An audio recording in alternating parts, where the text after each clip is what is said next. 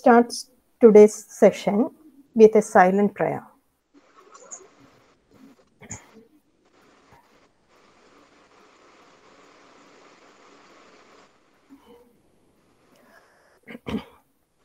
Today is our third faculty exchange program. Before we start the session, I would like to introduce today's resource person. He is Mr. Srijesh CS, Assistant Professor in Mathematics, Department of Management, MES College, Kunnugara. He has 9 years of teaching experience. In today's session, he will be handling the topic in advanced statistical methods. On behalf of the management, staff, and students of Bharatmata College of Commerce and Arts, with immense pleasure, I like to invite Mr. Srijesh to start the section. Sir, please. Okay, thank you, Miss.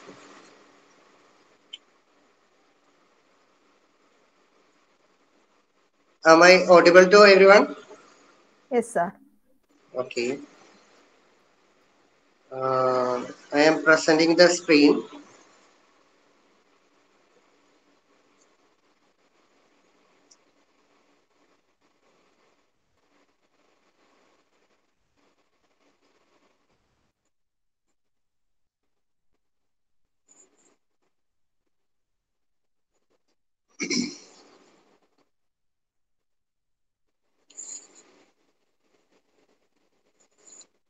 So our topic is the theory of estimation.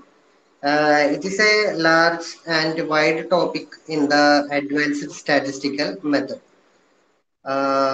In this topic, we have to go through the different topics.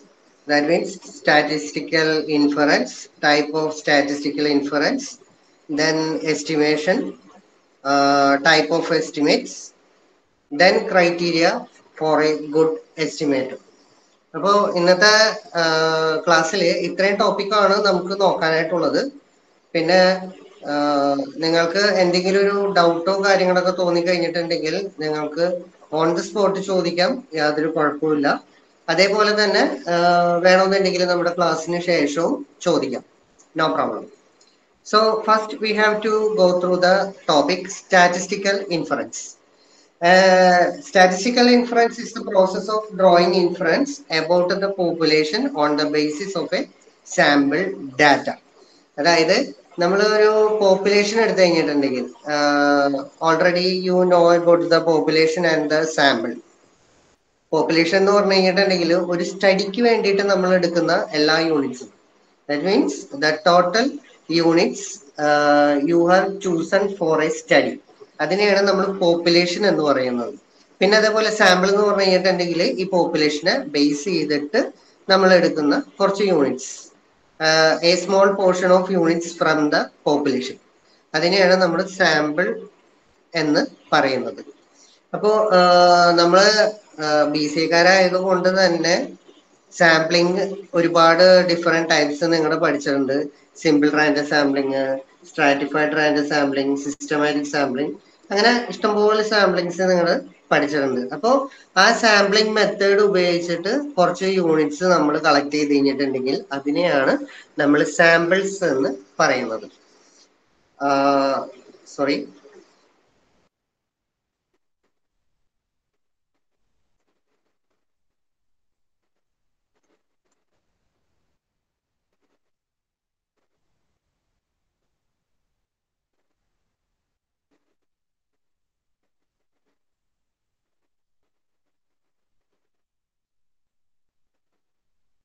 Okay. അപ്പോ statistical inference ആണ് നമ്മുടെ first topic. അപ്പൊ statistical inference എന്ന് പറഞ്ഞു കഴിഞ്ഞിട്ടുണ്ടെങ്കിൽ ഇത്രയും മാത്രമേ ഉള്ളൂ. നമ്മള് പോപ്പുലേഷനെ ബേസ് ചെയ്തിട്ട് ഒരു സാമ്പിൾ ചൂസ് ചെയ്യാം. ആ സാമ്പിളിനെ ബേസ് ചെയ്തിട്ട് നമ്മൾ ഒരു ഇൻഫർമേഷൻ അതല്ലെങ്കിൽ ഒരു കൺക്ലൂഷനിലേക്ക് എത്തിച്ചേരാം. അതിനെ ഒരു ബെസ്റ്റ് എക്സാമ്പിൾ ആയിട്ട് പറഞ്ഞു കഴിഞ്ഞിട്ടുണ്ടെങ്കിൽ, നിങ്ങളുടെ ക്ലാസ്സിൽ പുതിയതായിട്ടൊരു ടീച്ചർ അല്ലെങ്കിൽ സാറ് പഠിപ്പിക്കാനായിട്ട് വരുന്നു. അപ്പോ ഫസ്റ്റ് ഡേ സാറ് പഠിപ്പിക്കാനായിട്ട് വരുന്ന സമയത്ത് നമ്മൾ ക്ലാസ്സിലിരുന്ന് വർത്താനം പറയുന്നു, സാർ ഒന്നും പറയുന്നില്ല. സെക്കൻഡ് ഡേ വരുന്നു, അപ്പോഴും സാറൊന്നും പറയുന്നില്ല. തേർഡ് ഡേ വരുന്നു, സാറൊന്നും പറയുന്നില്ല. വർത്താനം പറഞ്ഞു കഴിഞ്ഞിട്ടുണ്ടെങ്കിൽ അപ്പൊ നമ്മൾ ഓൾറെഡി ഒരു കൺക്ലൂഷനിലേക്ക് എത്തിച്ചേരും. ഈ സാറിന്റെ ക്ലാസ്സിൽ വർത്താനം പറഞ്ഞു കഴിഞ്ഞിട്ടുണ്ടെങ്കിലും സാറൊന്നും ചെയ്യൊന്നുമില്ല എന്നുള്ളൊരു കൺക്ലൂഷനിലേക്ക് നമുക്ക് എത്തിച്ചേരാനായിട്ട് സാധിക്കും. പക്ഷെ അത് പോപ്പുലേഷനെ ബേസ് ചെയ്തിട്ടല്ല, കുറച്ച് സാമ്പിൾസ് മാത്രം, അതായത് പോപ്പുലേഷനെ ബേസ് ചെയ്തിട്ട് കുറച്ച് യൂണിറ്റ്സ് മാത്രം സെലക്ട് ചെയ്തിട്ടാണ് നമ്മൾ ആ ഒരു കൺക്ലൂഷനിലേക്ക് എത്തിച്ചേരുന്നത്. പിന്നെ അതേപോലെ തന്നെ ഈ സെയിം എക്സാമ്പിൾ തന്നെ വേറൊരു തരത്തിൽ നമുക്ക് വ്യൂ ചെയ്യാം. അപ്പോ ഒരു സാറ് വരുന്നു, ഫസ്റ്റ് ഡേ തന്നെ നമ്മൾ ക്ലാസ്സിലിരുന്ന് വർത്താനം പറയുമ്പോൾ നല്ല രീതിയിൽ ചീത്ത പറയുന്നു.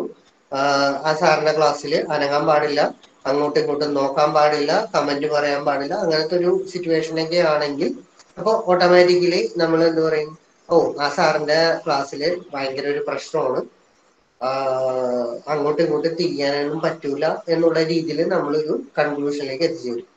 പിന്നെ വേറൊരു സിറ്റുവേഷനും കൂടിയുണ്ട്. ചില സാറന്മാരെന്ന് പറഞ്ഞു കഴിഞ്ഞിട്ടുണ്ടെങ്കിൽ ചില ദിവസങ്ങളിൽ മാത്രം, അതായത് നമ്മുടെ കണ്ടീഷനെ ഡിപ്പെൻഡ് ചെയ്തിട്ട് മാറിക്കൊണ്ടിരിക്കുന്ന കുറച്ച് ടൈപ്പ് സാറുമാരുണ്ട്. അപ്പൊ ചില ദിവസങ്ങളിൽ ആ സാറ് കുറെ ചീത്ത പറയും, ചില ദിവസം ഒന്നും പറയില്ല, നല്ല രീതിയിലായിരിക്കും. അപ്പൊ നമുക്ക് അതിൽ നിന്നും ഒരു കൺക്ലൂഷനിൽ എത്തിച്ചേരാനും പറ്റും. അവിടെ നമ്മൾ ആ പോപ്പുലേഷനിൽ നിന്നും കുറച്ച് സാമ്പിൾസ് മാത്രം, അതായത് ഇൻഫർമേഷൻസ് മാത്രം കളക്ട് ചെയ്തു, കുറച്ച് ഇൻഫർമേഷൻ മാത്രമേ നമുക്ക് കിട്ടിയിട്ടുള്ളൂ.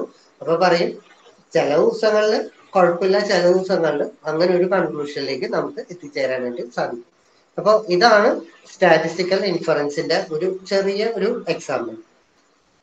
അപ്പോ നമുക്ക് പ്രോസസ് ഓഫ് ഡ്രോയിങ് ഇൻഫർമേഷൻ അല്ലെങ്കിൽ process of drawing any conclusion about the population on the basis of samples, it is known as the statistical inference. Then next is the type of statistical inference. We have to make a conclusion through two processes. First one is estimation and the second one is testing of hypothesis. Estimation is the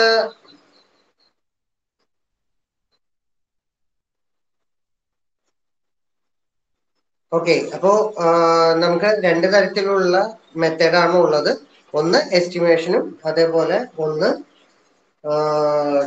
testing of hypothesis. First one is the estimation. So estimation is the process in which we obtain the value of unknown population parameter with the help of sample data. That means we have already a population base ചെയ്തിട്ട് നമുക്കൊരു unknown value ഉണ്ട്. ആ unknown വാല്യൂവിനെയാണ് നമ്മൾ parameter എന്ന് പറയുന്നത്. അപ്പോൾ we have to find the value of these parameter on the basis of sample. That is the estimation. Then we have to go through the estimate and estimator. Estimator is the rule or function to calculate an estimate. An estimator is the rule or function or formula to calculate an estimate. And estimate is the numerical value of the estimator. അപ്പൊ നമുക്കൊരു population ഉണ്ട്, ആ പോപ്പുലേഷന്റെ unknown values കണ്ടുപിടിക്കണം. ആ പ്രോസസ്സിനെയാണ് നമ്മൾ estimation എന്ന് പറയുന്നത്.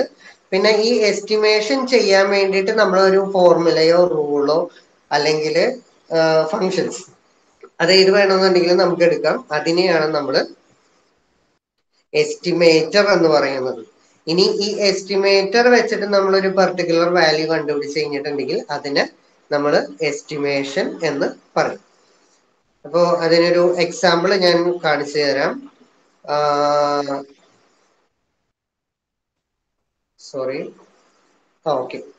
Example for the estimator and estimate. ഇവിടെ നമ്മൾ പോപ്പുലേഷൻ മീൻ എടുത്തിട്ടുണ്ട്, അതേപോലെ സാമ്പിൾ മീൻ എടുത്തിട്ടുണ്ട്. അപ്പോൾ പോപ്പുലേഷൻ മീൻ കണ്ടുപിടിക്കാൻ വേണ്ടിയിട്ട് നമ്മൾ സാമ്പിൾ മീനിന്റെ ഹെൽപ്പാണ് ഇവിടെ യൂസ് ചെയ്തേക്കുന്നത്. അപ്പൊ ആ സാമ്പിൾ മീനിന്റെ ഫോർമുല എന്താണോ അതാണ് നമ്മൾ എസ്റ്റിമേറ്റർ ആയിട്ട് എടുക്കുന്നത്. ഇനി ആ എസ്റ്റിമേറ്റർ വെച്ചിട്ട് നമ്മളൊരു വാല്യൂ പർട്ടിക്കുലർ വാല്യൂ കണ്ടുപിടിച്ച് കഴിഞ്ഞിട്ടുണ്ടെങ്കിൽ അതിനെയാണ് നമ്മൾ എസ്റ്റിമേറ്റ് എന്ന് പറയുന്നത്. അപ്പൊ ഒരു പർട്ടിക്കുലർ വാല്യൂ ഉണ്ടെങ്കിൽ അതിനെ എസ്റ്റിമേറ്റ് എന്ന് പറയും. ആ വാല്യൂ കണ്ടുപിടിക്കാനായിട്ട് നമ്മൾ യൂസ് ചെയ്യുന്നത് എന്താണോ അതിനെയാണ് നമ്മൾ എസ്റ്റിമേറ്റർ എന്ന് പറയുന്നത്. ഓക്കെ, നെക്സ്റ്റ് നമുക്ക് കുറച്ച് നൊട്ടേഷൻസും കാര്യങ്ങളും നോക്കാനായിട്ടുണ്ട്. That means for population and sample we use some notations. For sample size we use small letter n, and for capital N it is population size, and for sample mean we use x bar, whether it is capital X bar or small x bar, it is used for sample mean, and mu is used for population mean, and for sample variance S square and population variance sigma square, and then sample standard deviation it is small letter s, and for population standard deviation it is sigma. I think all of you know about this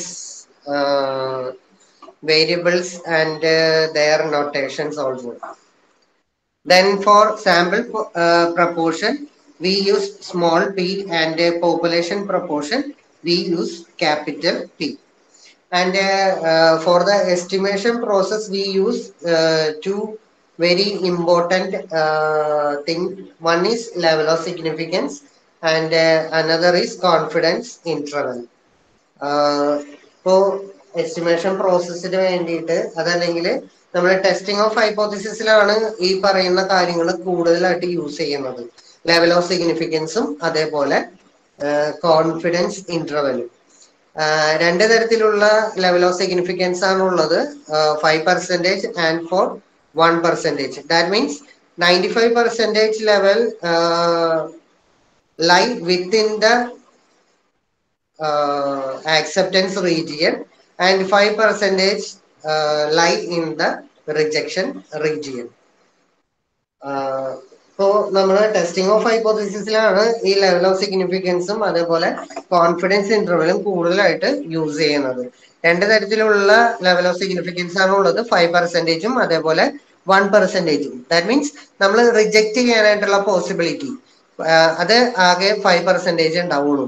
അതേപോലെ reject ചെയ്യാനായിട്ടുള്ള possibility 1%. ഇപ്പൊ അതിന്റെ ഒരു example പറഞ്ഞു കഴിഞ്ഞിട്ടുണ്ടെങ്കിൽ നമ്മള്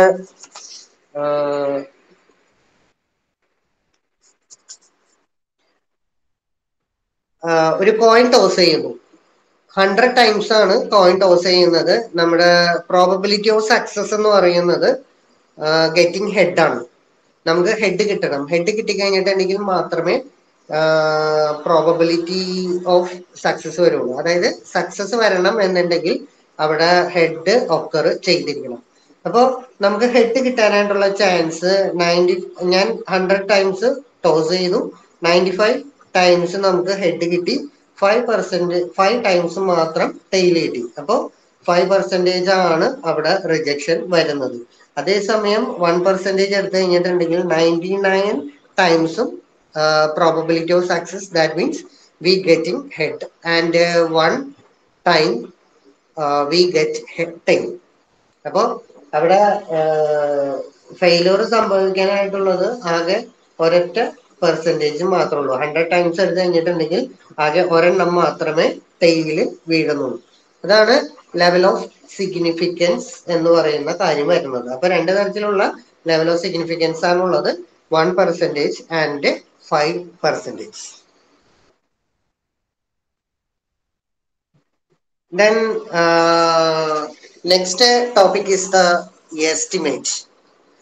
I already say that estimation and estimate, then estimator.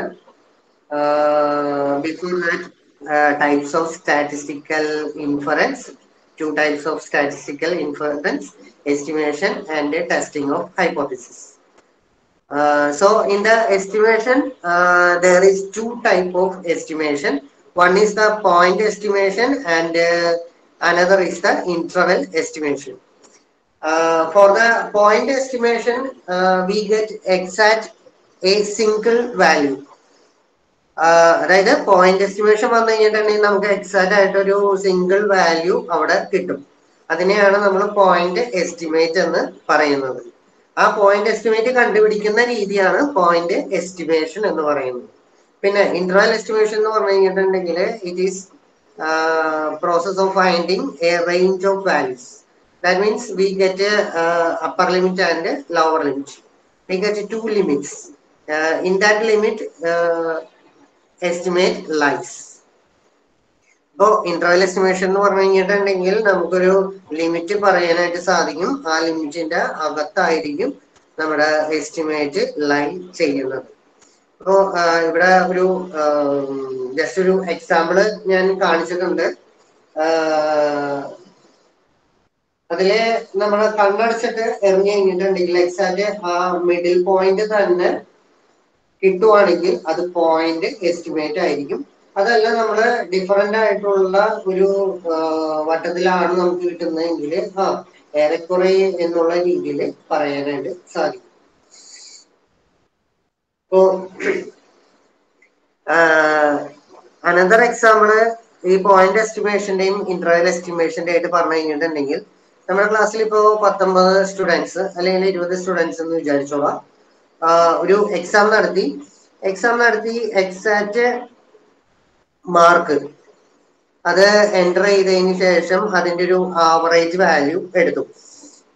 അപ്പൊ average value എടുത്തു കഴിഞ്ഞപ്പോൾ എക്സാക്റ്റ് ആയിട്ട് 25 കിട്ടിക്കഴിഞ്ഞിട്ടുണ്ടെങ്കിൽ അതിൽ നിന്നും ഒരു കൺക്ലൂഷനിലേക്ക് എത്താനായിട്ട് സാധിക്കും. ആ ക്ലാസിന്റെ പെർഫോമൻസ് ആവറേജ് എന്ന് പറയാനായിട്ട് സാധിക്കും. ഇനി നമ്മൾ ജസ്റ്റ് എക്സാമിന്റെ സമയത്ത് അല്ലെങ്കിൽ എക്സാം കഴിഞ്ഞ മൊമെന്റ് തന്നെ പിള്ളേരെ ജസ്റ്റ് ഒന്ന് പേപ്പർ നോക്കി കഴിഞ്ഞിട്ടുണ്ടെങ്കിൽ ഏകദേശം എത്ര എന്നുള്ള രീതിയിൽ നമുക്ക് പറയാനായിട്ട് സാധിക്കും. അപ്പൊ അങ്ങനെ പറഞ്ഞു കഴിഞ്ഞിട്ടുണ്ടെങ്കിൽ ഞാനിപ്പോ പറയുന്നതിന് 25-30. അപ്പൊ 25-30 എന്ന് പറയുന്നത് ഞാൻ അവിടെ ഒരു ഇന്റർവെല് സെറ്റ് ചെയ്തേക്കാണ്. ലോവർ ലിമിറ്റ് 25ഉം അതേപോലെ അപ്പർ ലിമിറ്റ് 30 ആയിട്ട്. അപ്പൊ 25നും 30ക്കും ഇടയിലായിരിക്കും ആ ഒരു ഫിക്സഡ് വാല്യൂ വരുന്നത്. അപ്പൊ ആ തരത്തിൽ പറഞ്ഞു കഴിഞ്ഞിട്ടുണ്ടെങ്കിൽ അതിനെ ഇന്റർവൽ എസ്റ്റിമേഷൻ എന്ന് പറയാൻ പറ്റും. അതല്ല ഞാനൊരു കാര്യം പറയുവാണ് 25 അല്ലെങ്കിൽ 27 എന്ന് പറഞ്ഞ് നിർത്തുവാണ്. അപ്പൊ 27 എന്ന് പറഞ്ഞു കഴിഞ്ഞിട്ടുണ്ടെങ്കിൽ ആ ക്ലാസിന്റെ എക്സാക്ട് മാർക്ക് അത് പോയിന്റ് എസ്റ്റിമേഷൻ ആണ്. ആദ്യം പറഞ്ഞ കാര്യം 25-30 എന്ന് പറഞ്ഞു കഴിഞ്ഞിട്ടുണ്ടെങ്കിൽ അവിടെ ഒരു ഇന്റർവൽ ആണ് ഞാൻ സെറ്റ് ചെയ്യുന്നത്. അപ്പോൾ അത് ഇന്റർവൽ എസ്റ്റിമേഷൻ ആയിട്ട് വരും.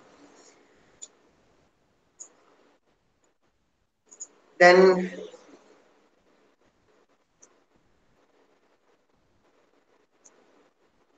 ഓക്കെ, അപ്പൊ ഇതാണ് ഇന്റർവൽ എസ്റ്റിമേഷൻ ആയിട്ട് പറയുന്നത്. നമുക്കൊരു ലിമിറ്റ് അവിടെ സെറ്റ് ചെയ്യാനായിട്ട് സാധിക്കും.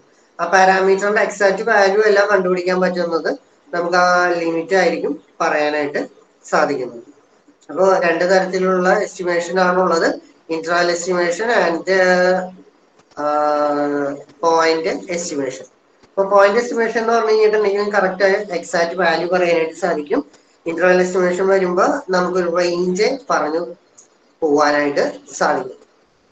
Then next topic is about criteria for good estimator. ഇത് പോയിന്റ് എസ്റ്റിമേഷന്റെ കാര്യം എടുത്തു കഴിഞ്ഞിട്ടുണ്ടെങ്കിലാണ് നമുക്ക് ഈ ക്രൈറ്റീരിയ എടുക്കാനായിട്ട് സാധിക്കുള്ളൂ. ഇന്റർവൽ എസ്റ്റിമേഷൻ വരുന്ന സമയത്ത് നമുക്ക് ഈ ക്രൈറ്റീരിയ എടുക്കാനായിട്ട് പറ്റൂല. നമുക്ക് എക്സാക്റ്റ് ആയിട്ടൊരു പോയിന്റ് കണ്ടുപിടിച്ച് കഴിഞ്ഞിട്ടുണ്ടെങ്കിൽ ആ പോയിന്റ് നല്ലതാണോ അല്ലയോ എന്ന് പറയാനായിട്ട് സാധിക്കും. അപ്പൊ ഫസ്റ്റ് വൺ എന്ന് പറയുന്നത് അൺബയാസ്ഡ് പ്രോപ്പർട്ടിയാണ്. Estimator should be unbiased.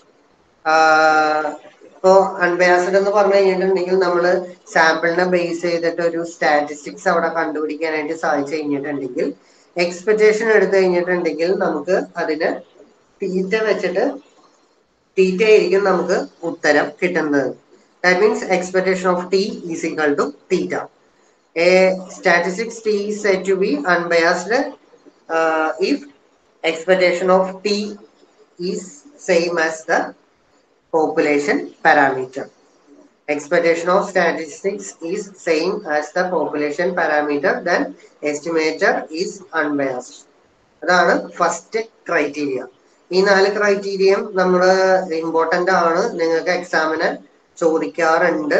ഞാൻ ഈ സെഷൻ കഴിഞ്ഞതിന് ശേഷം നിങ്ങൾക്ക് എക്സാം ആയിട്ട് കുറച്ച് കാര്യങ്ങൾ, എക്സാമിന് ചോദിക്കുന്ന കുറച്ച് ക്വസ്റ്റ്യൻസും കൂടി നമുക്ക് ഡിസ്കസ് ചെയ്യാവുന്നതാണ്. അപ്പോൾ next one, estimator should be consistent. Estimator consistent എന്ന് പറഞ്ഞു കഴിഞ്ഞിട്ടുണ്ടെങ്കിൽ എൻ ഇൻഫിനിറ്റിയിലേക്ക് ടെൻഡ് ചെയ്യുന്ന സമയത്ത് പ്രോബബിലിറ്റി എപ്പോഴും 1 ആയിട്ട് മാറണം. Okay,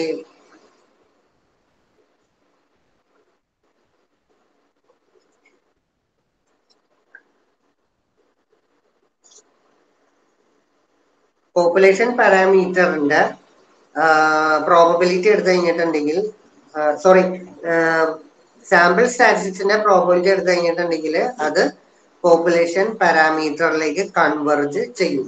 whenever N is very large. N large ആവുന്ന സമയത്ത് മാത്രമേ ഇത് പോസിബിൾ ആയിരിക്കുള്ളൂ. ഇതിനെയാണ് നമ്മൾ കൺസിസ്റ്റന്റ് എന്ന് പറയുന്നത്. അപ്പൊ അവിടെ ഡെഫിനേഷൻ എഴുതി വെച്ചിട്ടുണ്ട്. Statistics be based on sample of size n is said to be consistent for the population parameter theta if it converges to theta whenever it is taken as the probability. അപ്പൊ probability എടുക്കുന്ന സമയത്ത് മാത്രമേ ഇത് possible ആവുള്ളൂ. N ഇൻഫിനിറ്റിയിലേക്ക് tend ചെയ്യുന്ന സമയത്ത് നമ്മുടെ സാമ്പിൾ സ്റ്റാറ്റിസ്റ്റിക്സ് എന്ന് പറയുന്നത് പോപ്പുലേഷൻ പാരാമീറ്ററിലേക്ക് കൺവെർജ് ചെയ്യണം. അപ്പോൾ ഇത് തിയറിയാണ്, പക്ഷെ നമ്മൾ പ്രാക്ടിക്കൽ സിറ്റുവേഷനിൽ ചെയ്യുന്നത് വേറൊരു തരത്തിലാണ്. ഞാനപ്പോ ഈ സെഷൻ കഴിഞ്ഞതിന് ശേഷം ഞാൻ എന്തായാലും അത് പറയാം. Next one is efficiency. Efficiency means there is 2 estimator, T1 and T2. Then we have to find the variance of T1 and variance of T2. Then which variance is less, it is more efficient. അപ്പോൾ T1 T2 എന്ന് പറയുന്ന 2 sample statistics ഉണ്ടെങ്കിൽ ആ sample സ്റ്റാറ്റിസ്റ്റിക്സിന്റെ variance കണ്ടുപിടിക്കുക. ഏത് variance ആണ് കുറവെന്ന് പറഞ്ഞു കഴിഞ്ഞിട്ടുണ്ടെങ്കിൽ അതായിരിക്കും more efficient. That means variance കുറവെന്ന് പറഞ്ഞു കഴിഞ്ഞിട്ടുണ്ടെങ്കിൽ നമ്മുടെ ഡാറ്റ എപ്പോഴും പാക്ഡ് ഡാറ്റ ആയിരിക്കും.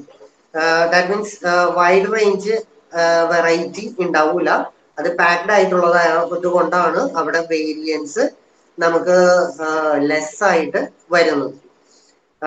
Then last one is the sufficiency, sufficient estimator.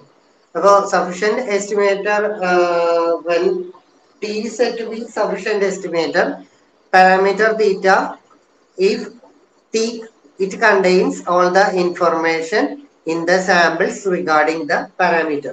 That means simple ആയിട്ട് പറഞ്ഞു കഴിഞ്ഞിട്ടുണ്ടെങ്കിൽ നമ്മുടെ സാമ്പിൾ എടുത്തു കഴിഞ്ഞിട്ടുണ്ടെങ്കിൽ സാമ്പിൾ വെച്ചിട്ട് നമുക്ക് പോപ്പുലേഷനിലുള്ള എല്ലാ കാര്യങ്ങളും ഒറ്റയടിക്ക് പറയാനായിട്ട് സാധിക്കണം. അതിനെയാണ് സഫിഷ്യൻസി എന്ന് പറയുന്നത്. അപ്പോൾ ഈ 4 ക്രൈറ്റീരിയയും ഇമ്പോർട്ടൻ്റ് ആയിട്ടുള്ളതാണ്. First one is sorry,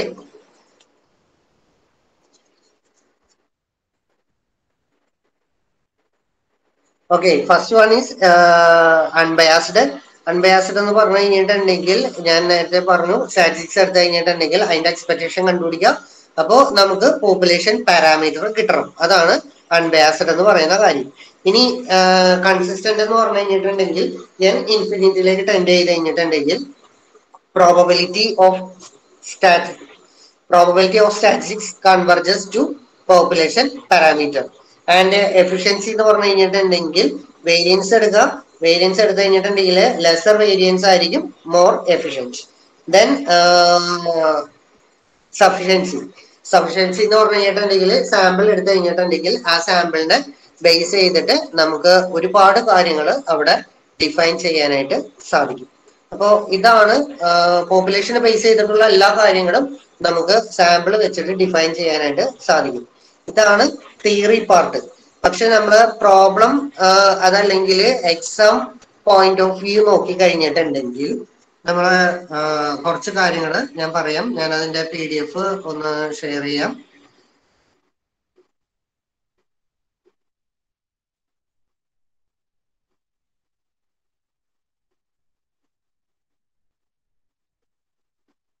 okay, PDF ആണ് ഞാൻ ഷെയർ ചെയ്തേക്കുന്നത്.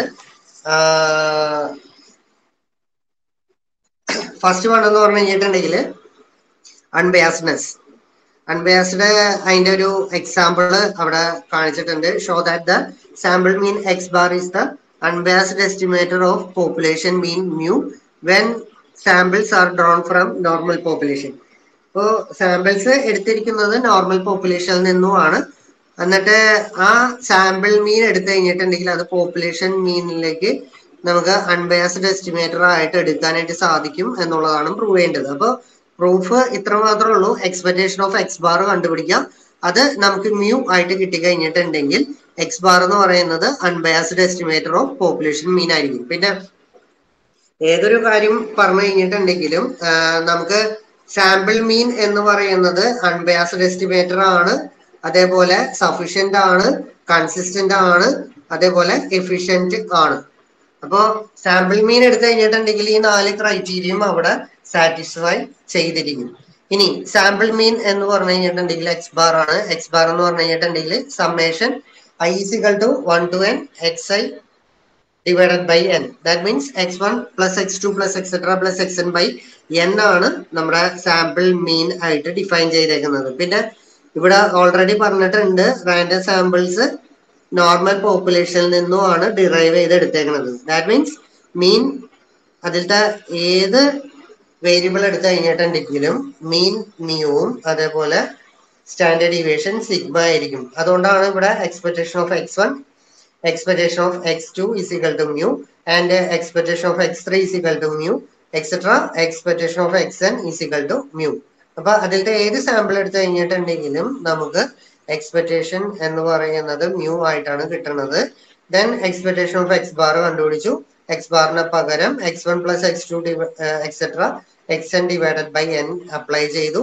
എക്സ്പെക്ടേഷന്റെ പ്രോപ്പർട്ടി അപ്ലൈ ചെയ്തു. Expectation of a into x is equal to a into expectation of x എന്ന് പറയുന്ന ഫസ്റ്റ് പ്രോപ്പർട്ടി ആണ് ഇവിടെ അപ്ലൈ ചെയ്തേക്കുന്നത്. കോൺസ്റ്റന്റ് ടൈം പുറത്തേക്ക് എടുത്തു, അതിനുശേഷം എക്സ്പെക്ടേഷൻ എടുത്തു. ദെൻ എക്സ്പെക്ടേഷൻ ഓഫ് അഡീഷൻ ആണ് ഇവിടെ യൂട്ടിലൈസ് ചെയ്തേക്കുന്നത്. Expectation of x1 plus x2 എന്ന് പറഞ്ഞു കഴിഞ്ഞിട്ടുണ്ടെങ്കിൽ expectation of x1 plus expectation of x2 എന്ന് എഴുതാനായിട്ട് സാധിക്കും. x1, x2 etcetera xn independent random variable ആണെങ്കിൽ മാത്രമേ ഇവിടെ സാധിക്കുള്ളൂ. അതാണ് ഇവിടെ അപ്ലൈ ചെയ്തേക്കുന്നത്. അപ്പൊ അപ്ലൈ ചെയ്ത് കഴിഞ്ഞപ്പോൾ എല്ലാത്തിന്റെ എക്സ്പെക്ടേഷൻ മ്യൂ ആയിട്ട് കിട്ടുന്നത്. ഇപ്പൊ മ്യൂ എടുത്തു, n ടൈംസ് ആണുള്ളത്. സോ n മ്യൂ എന്ന് എഴുതാനായിട്ട് സാധിക്കും. n ക്യാൻസൽ ചെയ്ത് പോയതിനു ശേഷം നമുക്ക് മ്യൂ എന്ന വാല്യൂ കിട്ടും. That means expectation of x bar is equal to mu. So x bar is we can say that x bar is the unbiased estimator of population mean.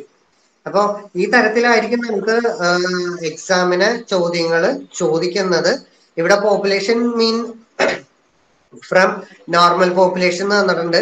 വേണമെന്നുണ്ടെങ്കിൽ അത് binomial ആവാം, Poisson ആവാം, നിങ്ങൾ പഠിച്ചിരിക്കുന്ന Bernoulli ആവാം, അതേപോലെ uniform distribution, ഏത് distribution വേണമെന്നുണ്ടെങ്കിലും ആകാം. അപ്പൊ അങ്ങനെ ഡിഫറെന്റ് ഡിസ്ട്രിബ്യൂഷൻ എടുത്തു കഴിഞ്ഞിട്ടുണ്ടെങ്കിൽ അതനുസരിച്ചിട്ട് നമുക്ക് ഓരോ മീൻ മാറിക്കൊണ്ടിരിക്കും. നമ്മുടെ ബൈനോമിയൽ ഡിസ്ട്രിബ്യൂഷൻ എടുക്കുമ്പോൾ NP ആണ് പോപ്പുലേഷൻ, സോറി പോസോൺ ഡിസ്ട്രിബ്യൂഷൻ എടുക്കുമ്പോൾ ലാംഡയാണ്. അപ്പൊ അവിടെ നൊട്ടേഷനും കാര്യങ്ങളും മാറും, പക്ഷെ പ്രോസസ്സ് സെയിം ആണ്. ഇതാണ് അൺബയാസ്ഡ് എസ്റ്റിമേറ്റർ എന്ന് പറയുന്നത്. ദെൻ നിങ്ങൾക്ക് ഇമ്പോർട്ടൻ്റ് ആയിട്ട് ചോദിക്കാനായിട്ട് പറ്റുന്ന അടുത്തൊരു കാര്യമാണ്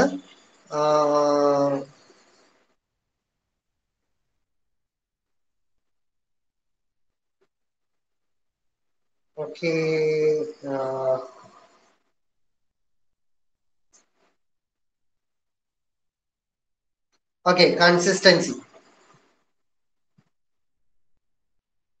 ഓക്കെ, ഇവിടെ ചോദിച്ചിരിക്കുന്ന ചോദ്യം examine whether X bar is A consistent estimator of mu in normal population. ഇത് നോർമൽ പോപ്പുലേഷനെ മാത്രം പറയുന്നത് എന്താണെന്ന് വെച്ചിട്ടുണ്ടെങ്കിൽ രണ്ടും കണക്റ്റഡ് ആയിട്ട് കിടക്കുന്ന സംഭവമാണ്. അതുകൊണ്ടാണ് ആ രീതിയിൽ ഞാൻ കാണിച്ചു തന്നേക്കുന്നത്. ഇപ്പൊ ഓൾറെഡി നമ്മൾ ഡിസ്കസ് ചെയ്തേക്കുന്ന കാര്യമാണ് expectation of x bar is equal to mu. ഇത് നോർമൽ പോപ്പുലേഷൻ ആയതുകൊണ്ടാണ് എക്സ്പെക്ടേഷൻ ഓഫ് എക്സ് ബാർ നമുക്ക് മ്യൂ കിട്ടുന്നത്. ദെൻ നമ്മള് കൺസിസ്റ്റന്റ് പ്രൂവ് ചെയ്യാനായിട്ട് നമ്മൾ ശരിക്കും പറയുന്നത് n tends to infinity probability of t tends to theta converges to 1 എന്നുള്ള രീതിയിലാണ് പറയുന്നത്. പക്ഷെ അത് തിയറിയാണ്, ഫുൾ തിയറി ബേസ്ഡ് ചെയ്തിട്ടുള്ള കാര്യമാണ്. പക്ഷെ ഇവിടെ നമ്മൾ പ്രോബ്ലമാറ്റിക് സിറ്റുവേഷൻ വരുന്ന സമയത്ത് ആദ്യം വേരിയൻസ് കണ്ടുപിടിക്കും. So variance of x bar equal to variance of x1 plus x2 plus etcetera xn divided by n. X ബാറിന് പകരമാണ് അവിടെ അപ്ലൈ ചെയ്തേക്കുന്നത്. ദെൻ വേരിയൻസിന്റെ പ്രോപ്പർട്ടി അപ്ലൈ ചെയ്യുന്നു. Variance of x divided by n is 1/n² into variance of x. നമ്മുടെ constant time വന്നു കഴിഞ്ഞിട്ടുണ്ടെങ്കിൽ constant time വേരിയൻസിന്റെ വെളിയിലേക്ക് എടുക്കുമ്പോൾ അതിന്റെ പവർ ആയിട്ട് മാറും. So 1/n² into variance of x1 plus variance of x2 plus variance of xn. അത് independent random variable ആണെങ്കിൽ മാത്രമേ ഇവിടെ പോസിബിൾ ആകുള്ളൂ. ദെൻ നമ്മള് എല്ലാത്തിന്റെയും വേരിയൻസ് നോർമൽ പോപ്പുലേഷൻ ആയതുകൊണ്ട് എല്ലാത്തിന്റെയും സ്റ്റാൻഡേർഡ് ഡീവിയേഷൻ സിഗ്മയാണ്. അപ്പോൾ അതിന്റെ വേരിയൻസ് എന്ന് പറയുന്നത് സിഗ്മ² ആയിരിക്കും. അതുകൊണ്ടാണ് എല്ലാത്തിന്റെയും സിഗ്മ² വന്നേക്കുന്നത്. n സിഗ്മ² ഉണ്ട്. സോ n ക്യാൻസൽ ചെയ്ത് പോയിട്ട് സിഗ്മ² ഡിവൈഡഡ് ബൈ n എന്ന് വരും. n tends to infinity. ഇതിന്റെ ലിമിറ്റ് അപ്ലൈ ചെയ്യുക, വേരിയൻസിന്റെ ലിമിറ്റ് അപ്ലൈ ചെയ്യുക. വേരിയൻസിന്റെ ലിമിറ്റ് അപ്ലൈ ചെയ്യുമ്പോൾ അത് 0ലേക്ക് കൺവെർജ് ചെയ്ത് കഴിഞ്ഞിട്ടുണ്ടെങ്കിൽ ഇത് കൺസിസ്റ്റന്റ് എസ്റ്റിമേറ്റർ ആയിരിക്കും. സോ എക്സ് ബാർ എന്ന് പറയുന്നത് കൺസിസ്റ്റന്റ് എസ്റ്റിമേറ്റർ ആണ്. അതേസമയം s² എന്ന് പറയുന്ന നമ്മള് സാമ്പിൾ വേരിയൻസ് ഒരിക്കലും പോപ്പുലേഷൻ വേരിയൻസിന്റെ എസ്റ്റിമേറ്റർ അല്ല. അത് കുറച്ച് ചേഞ്ചസ് വരുത്തി കഴിഞ്ഞിട്ടുണ്ടെങ്കിൽ മാത്രമേ നമുക്കതിനെ എസ്റ്റിമേറ്റർ ആക്കാനായിട്ട് സാധിക്കുള്ളൂ. ദെൻ വരുന്നത് എഫിഷ്യൻസി ആൻഡ് സഫിഷ്യൻസി. എഫിഷ്യൻസിയിലെ കൂടുതലായിട്ട് ചോദ്യങ്ങളൊന്നും ചോദിക്കാനായിട്ട് ചാൻസസ് കുറവാണ്. എന്നിരുന്നാലും ചിലപ്പോൾ ചോദിക്കാറുണ്ട്. ഈസി ആയിട്ട് പറയാൻ പറ്റുന്ന കാര്യം, 2 സാമ്പിൾ സ്റ്റാറ്റിസ്റ്റിക്സ് ഉണ്ടെങ്കിൽ വേരിയൻസ് കണ്ടുപിടിക്കുക, ഏതാണോ കുറവ് അതാണ് എഫിഷ്യന്റ് ആയിട്ട് വരുന്നത്. ദെൻ സഫിഷ്യൻസിയിലാണ് ചോദ്യങ്ങൾ വരാറുള്ളത്. ലെയ്മാൻ ഫാക്ടറൈസേഷൻ തിയറം യൂസ് ചെയ്തിട്ടാണ് നമ്മൾ സഫിഷ്യൻസി എപ്പോഴും പ്രൂവ് ചെയ്യാറുള്ളത്. അപ്പോൾ അതിന് വേണ്ടിയിട്ട് നമ്മൾ ലൈക്ലിഹുഡ് ഫംഗ്ഷൻ ഡിഫൈൻ ചെയ്യും. ലൈക്ലിഹുഡ് ഫംഗ്ഷൻ എന്ന് പറഞ്ഞു കഴിഞ്ഞിട്ടുണ്ടെങ്കിൽ L of x1 x2 etcetera xn തീറ്റയാണ്. അങ്ങനെ ലൈക്ലിഹുഡ് ഫംഗ്ഷൻ ഡിഫൈൻ ചെയ്ത് കഴിഞ്ഞിട്ടുണ്ടെങ്കിൽ അതിന് 2 ഫംഗ്ഷൻ ആയിട്ട് ഡിഫൈൻ ചെയ്യാനായിട്ട് സാധിക്കണം. One is about sample and other is contains sample statistics and population parameter. അപ്പോ ഇവിടെ എഴുതി വെച്ചേക്കണം നോക്കാം. L of x1 x2 etcetera xn തീറ്റ എന്ന് പറയുന്നത് L1 t തീറ്റയും അതേപോലെ L2 x1 x2 etcetera xn. അതായത് ഒന്ന് സാമ്പിളിനെ ഡിപ്പെൻഡ് ചെയ്തിരിക്കുന്ന കാര്യമായിരിക്കും. രണ്ടാമത്തെ ഒരു കാര്യം എന്ന് പറഞ്ഞു കഴിഞ്ഞിട്ടുണ്ടെങ്കിൽ സാമ്പിൾ സ്റ്റാറ്റിസ്റ്റിക്സിനെയും അതേപോലെ പോപ്പുലേഷൻ പാരാമീറ്ററിനെയും ഡിപ്പെൻഡ് ചെയ്തിരിക്കും. അതിനൊരു എക്സാമ്പിൾ ഞാൻ കാണിച്ചു തരാം. തൊട്ട് പുറകിൽ എഴുതി വെച്ചിരിക്കുന്ന കാര്യമാണ്. ബൈനോമിയൽ ഡിസ്ട്രിബ്യൂഷനിൽ നിന്നുമാണ് നമ്മൾ പോപ്പുലേഷൻ എടുത്തിരിക്കുന്നത്. അപ്പോൾ സാമ്പിളും ഓൾറെഡി ബൈനോമിയൽ ആയിരിക്കും ഫോളോ ചെയ്യുന്നത്. x1 x2 എക്സെട്ര xk എന്ന് പറയുന്ന സാമ്പിൾ ആണ് ഇവിടെ കൺസിഡർ ചെയ്തേക്കുന്നത്. സോ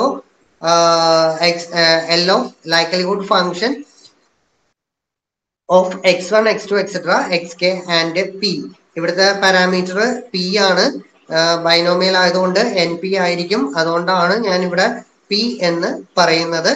അപ്പോ x1 f of x1p യും അതേപോലെ f of x2p f of xkp അതെല്ലാം കൂടി ആ ഫംഗ്ഷൻ എല്ലാം കൂടി ആഡ് ചെയ്ത് കഴിഞ്ഞിട്ട് മൾട്ടിപ്ലൈ ചെയ്ത് കഴിഞ്ഞിട്ടുണ്ടെങ്കിൽ നമുക്ക് ലൈക്ലിഹുഡ് ഫംഗ്ഷൻ കിട്ടും. അപ്പോൾ f of x1p എന്ന് പറഞ്ഞു കഴിഞ്ഞിട്ടുണ്ടെങ്കിൽ nc x1 p raised to x1 q raised to n minus x1 നമ്മളെ ബൈനോമിയൽ ഡിസ്ട്രിബ്യൂഷന്റെ പ്രോബബിലിറ്റി ഡെൻസിറ്റി ഫംഗ്ഷൻ ആണ് ഇവിടെ അപ്ലൈ ചെയ്തേക്കുന്നത്. അങ്ങനെ xk വരെയുള്ള സാമ്പിൾസിന്റെ പ്രോബബിലിറ്റി ഡെൻസിറ്റി ഫംഗ്ഷൻ എടുത്തു, എല്ലാം കൂടി മൾട്ടിപ്ലൈ ചെയ്തു.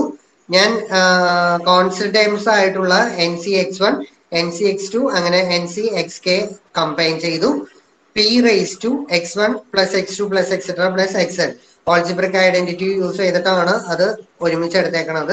അതേപോലെ തന്നെ q raised to nk minus x1 plus x2 plus etc xn. ഇത് ചെയ്ത് എന്താണെന്ന് വെച്ചിട്ടുണ്ടെങ്കിൽ എക്സ് ബാറിലേക്ക് കൺവേർട്ട് ചെയ്യാൻ വേണ്ടിയിട്ടാണ് ഇത്രയും കാര്യങ്ങൾ ചെയ്തേക്കുന്നത്. അതിന് n x bar, that means k terms ആണ് ഇവിടെ ഉള്ളത്, അതുകൊണ്ടാണ് അതിനെ k x ബാറിലേക്ക് കൺവേർട്ട് ചെയ്തത്. അതിനുശേഷം k x ബാറിലേക്ക് കൺവേർട്ട് ചെയ്തു. സോ നമുക്ക് ഇവിടെ രണ്ട് ലൈക്ലിഹുഡ് ഫംഗ്ഷൻ ആയിട്ട് എഴുതാനായിട്ട് സാധിച്ചു. ഒന്നില് nx1, ncx1, ncx2 etcetera ncxk. അത് കംപ്ലീറ്റ്ലി സാമ്പിളിനെ ഡിപ്പെൻഡ് ചെയ്തിട്ടാണ് നടക്കുന്നത്. ഇപ്പുറത്തെ എന്ന് പറഞ്ഞു കഴിഞ്ഞിട്ടുണ്ടെങ്കിൽ p raise to k x bar 1 minus p raise to k n minus k x bar. അത് ലൈക്ലിഹുഡ് ഫംഗ്ഷൻ ആണ്. അവിടെ എക്സ് ബാറും പിയും കൺസിഡർ മാത്രമേ ചെയ്തിട്ടുള്ളൂ. ദാറ്റ് മീൻസ് സാമ്പിൾ സ്റ്റാറ്റിസ്റ്റിക്സ് ആയിട്ടുള്ള എക്സ് ബാറും അതേപോലെ പോപ്പുലേഷൻ പാരാമീറ്റർ പി ആണ് നമ്മൾ എടുത്തിരിക്കുന്നത്. അപ്പോൾ രണ്ട് ലൈക്ലിഹുഡ് ഫംഗ്ഷൻ ആയിട്ട് നമുക്ക് ഇവിടെ ഡിഫൈൻ ചെയ്യാനായിട്ട് സാധിച്ചു. അങ്ങനെ സാധിച്ചു കഴിഞ്ഞപ്പോൾ എക്സ് ബാർ എന്ന് പറയുന്നത് ഒരു സഫിഷ്യന്റ് എസ്റ്റിമേറ്റർ ആയിട്ട് നമുക്ക് എടുക്കാനായിട്ട് സാധിക്കും. അപ്പോ ഇത്രയുമാണ് നമുക്ക് എസ്റ്റിമേഷനിൽ പഠിക്കാനായിട്ടുള്ളത്. ഇനി നമുക്ക് two types of statistical inference എന്ന് പറഞ്ഞു. അതിലത്തെ ഒന്നാമത്തെ ഒരു കാര്യം എസ്റ്റിമേഷൻ ആണ് ഞാൻ ഇത്രയും നേരം ഡിസ്കസ് ചെയ്തത്. ദെൻ വരുന്നത് ടെസ്റ്റിംഗ് ഓഫ് ഹൈപ്പോത്തിസിസ് ആണ്. ടെസ്റ്റിംഗ് ഓഫ് ഹൈപ്പോത്തിസിസ് എന്ന് പറഞ്ഞു കഴിഞ്ഞിട്ടുണ്ടെങ്കിൽ ഇത്ര മാത്രമേ ഉള്ളൂ. നമ്മളൊരു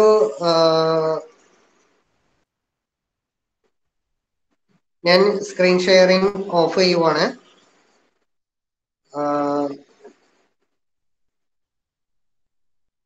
ഓക്കെ, അപ്പോ നമുക്ക് ഇനി ജസ്റ്റ് ഒന്ന് പറയാനായിട്ടുള്ള ഒരു കാര്യം testing of hypothesis. Testing of hypothesis എന്ന് പറഞ്ഞു കഴിഞ്ഞിട്ടുണ്ടെങ്കിൽ നമ്മൾ ഏതെങ്കിലും ഒരു സ്റ്റേറ്റ്മെന്റ്, ആ സ്റ്റേറ്റ്മെന്റിനെയാണ് നമ്മൾ നൾ ഹൈപ്പോത്തിസിസ് എന്ന് പറയുന്നത്. അത് ചുമ്മാ ഒരു സ്റ്റേറ്റ്മെന്റ് എഴുതിയാൽ പോരാ, നമുക്ക് ഏതെങ്കിലും ഒരു പ്രോബ്ലം എടുക്കണം. ആ പ്രോബ്ലത്തിനെ ബേസ് ചെയ്തിട്ട് ഒരു നല്ലൊരു സ്റ്റേറ്റ്മെന്റ് എടുത്തു കഴിഞ്ഞിട്ടുണ്ടെങ്കിൽ അതിനെയാണ് നമ്മൾ നൾ ഹൈപ്പോത്തിസിസ് എന്ന് പറയുന്നത്. ആ നൾ ഹൈപ്പോത്തിസിസ് ട്രൂ ആണോ ഫാൾസ് ആണോ എന്നുള്ളതാണ് ടെസ്റ്റിംഗ് ഓഫ് ഹൈപ്പോത്തിസിസിൽ നമ്മൾ നോക്കുന്നത്. അവിടെ നമ്മൾ ഒരുപാട് കാര്യങ്ങളെ ബേസ് ചെയ്തിട്ട്, അതായത് സാമ്പിൾ സൈസ് ലാർജ്, സ്മോള്, പിന്നെ ലെവൽ ഓഫ് സിഗ്നിഫിക്കൻസ്, പിന്നെ testing of different test hypothesis ഉണ്ട്, ടെസ്റ്റ് ക്രൈറ്റീരിയ ഉണ്ട്. ദാറ്റ് മീൻസ് നിങ്ങൾ സെക്കൻഡ് യൂണിറ്റിൽ പഠിക്കുന്ന Z test, T test, chi square test, അങ്ങനത്തെ ഒരുപാട് ടെസ്റ്റുകൾ ഉണ്ട്. ആ ടെസ്റ്റിനെ ബേസ് ചെയ്തിട്ടാണ് നമ്മളൊരു സയന്റിഫിക് അപ്രോച്ച് വഴി ഒരു കൺക്ലൂഷനിലേക്ക് എത്തിച്ചേരുന്നത്. അതാണ് ടെസ്റ്റിംഗ് ഓഫ് ഹൈപ്പോത്തിസിസ്. എസ്റ്റിമേഷൻ എന്ന് പറഞ്ഞു കഴിഞ്ഞിട്ടുണ്ടെങ്കിൽ ജസ്റ്റ് ഒരു പർട്ടിക്കുലർ പോയിന്റ്, നമ്മൾ ഏതെങ്കിലും ഒരു കാര്യം എടുത്തു കഴിഞ്ഞിട്ടുണ്ടെങ്കിൽ ആ കാര്യത്തിനെ ബേസ് ചെയ്തിട്ട് ഒരു കൺക്ലൂഷനിലേക്ക് എത്തിച്ചേരുന്ന കാര്യം. ഒരു പർട്ടിക്കുലർ പോയിന്റ് ആണെങ്കിൽ അത് പോയിന്റ് എസ്റ്റിമേഷൻ ആയിരിക്കും. നമ്മളൊരു ഇന്റർവെലിന്റെ രീതിയിൽ പറഞ്ഞു കഴിഞ്ഞിട്ടുണ്ടെങ്കിൽ അത് ഇന്റർവെൽ എസ്റ്റിമേഷൻ ആയിരിക്കും. അപ്പോ ഇത്രയാണ് നമ്മുടെ ടോപ്പിക് ഉള്ളത്. അപ്പോ ബാക്കി ഇനി എന്തെങ്കിലും ഡൗട്ട്സ് കാര്യങ്ങൾ ഉണ്ടെങ്കിൽ ചോദിക്കാവുന്നതാണ്. ഞാനത് ക്ലാരിഫൈ ചെയ്തു തരാം.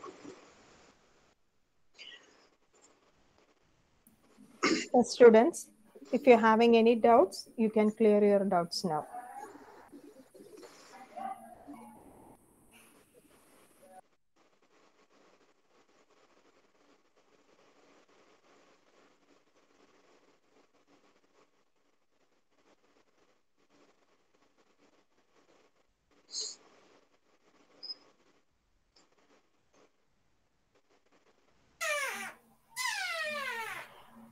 If nobody is having any doubts, then sir, can we wind up the section?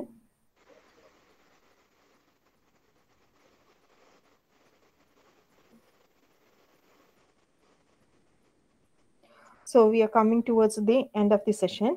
Now I invite Ashlyn Sabo of second year BCA to deliver vote of thanks.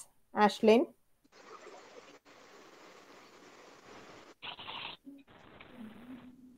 Thank you, Miss. Good afternoon to all. I do not get honor and privilege to propose the thanks. First and foremost, I thank the school person, Srijay sir, who despite his busy schedule has found time for our class. And I also express my heartfelt thanks to our management.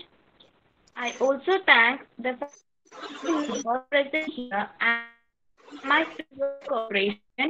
Once again, I thank you all for your attention. Thank you.